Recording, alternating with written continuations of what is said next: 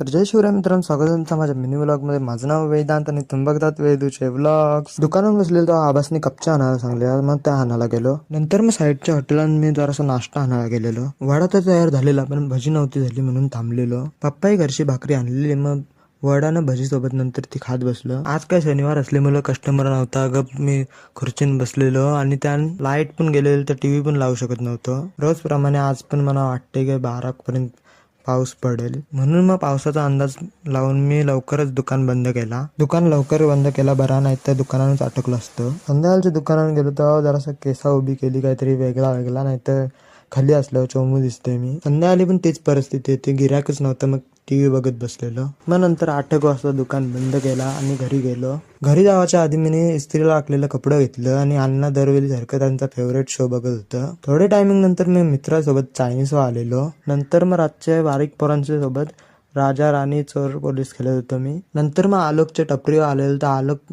Game खेळत बसलेला.